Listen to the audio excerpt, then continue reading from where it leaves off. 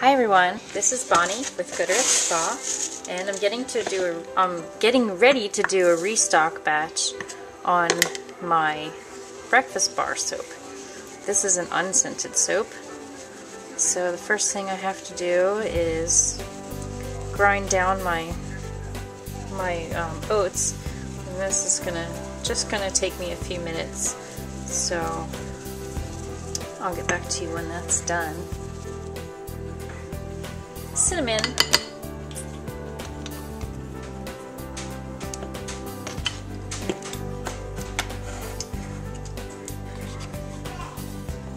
nutmeg,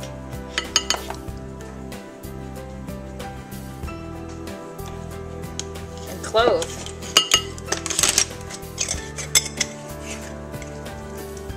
So these, I'm just going to set this aside for now. And this is what will be scenting my soap, this here. So an interesting thing about my breakfast bar soap is that it's an egg soap. So I'm going to just kind of show a little bit on how I managed to do an egg soap and how that works. Oh, this smells great, so I'm going to set that aside. So one thing that, I don't know, maybe not everyone realizes, but you use distilled water for soap. I distill all my own water right here.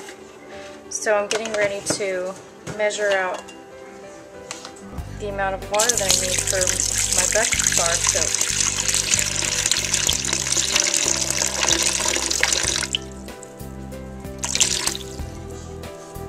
I'm going to do the lye and water and just let it sit while I get everything else ready. That way it has plenty of time to cool down because the eggs need to be tempered.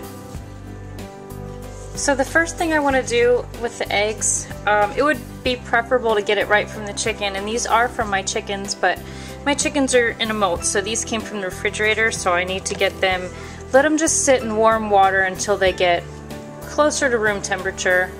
And this isn't boiled water or anything. You don't want to cook the eggs, you just want to get them warmed up, and this is just, you know, hot from the faucet, so tap water. Mine's actually well water. We have a well, but you know, just regular warm water, and just let this sit while your lye cools down so that your eggs are closer to the temperature of the lye so that they don't get cooked.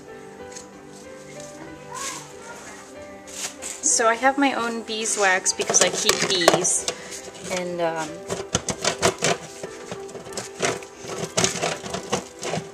so I grate it down by hand.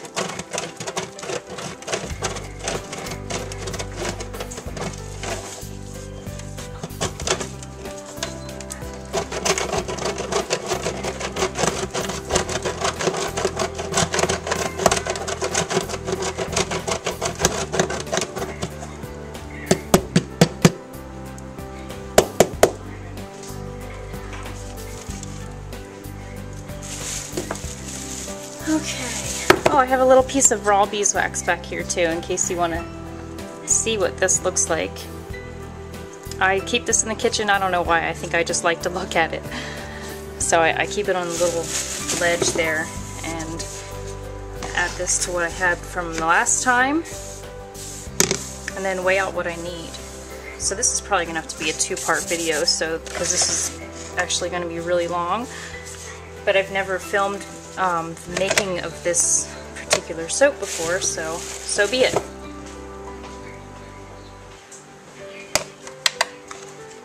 Let's see if I have enough here.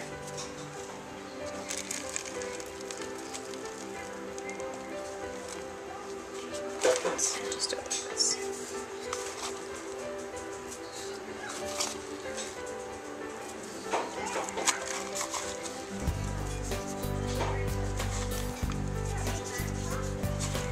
Looks much lighter when it's shredded down. There's the beeswax, here's the honey. So for an unscented soap, you can see there's actually a lot that goes into this. In my beeswax, there's olive oil. I'm going to put it in the microwave in this container with water, actually I have too much water, and melt it down so that it's a salve-like consistency. And now getting to my eggs.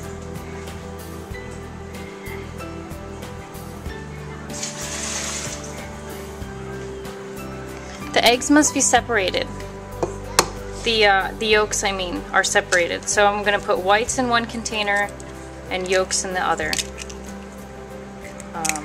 Not doing a good job of that.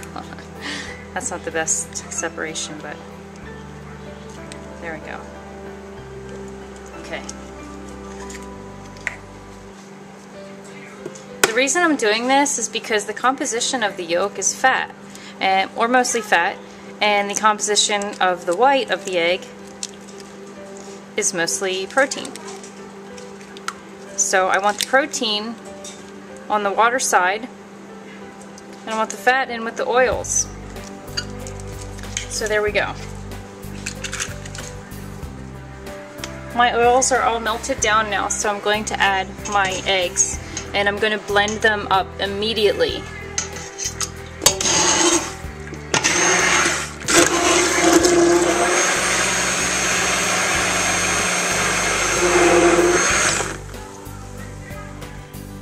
So now we're looking at the lye solution. The lye is cooled down. It still feels a little bit warm to the touch. And in case you're wondering about temperature, I don't take temperature. I overanalyze numbers, so I don't take temperatures. I just go by, based how it feels, and it only feels a little bit warmer than, skin temperature. So I get a lot of questions about that. I just don't take temperatures. So, what I'm going to do here is gradually add the egg whites and be beating them up while I'm doing it. And wear your goggles.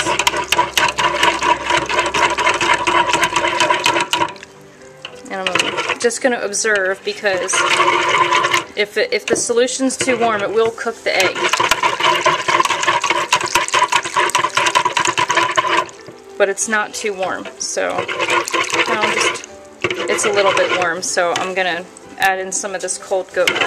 You could even throw an ice cube in there. I don't quite need that.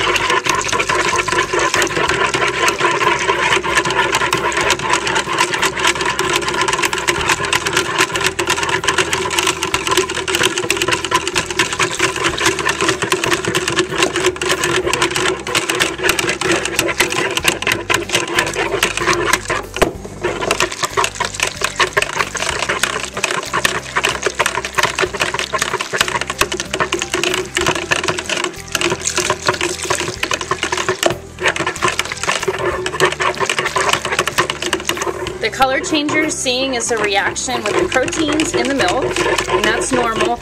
You should go for a yellow. If you turn it orange, then you kind of scalded your milk a little bit.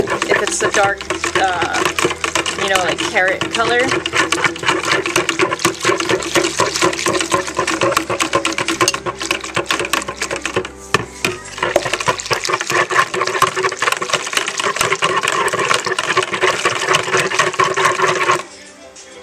Okay, so there's my lye solution. I'm going to get started.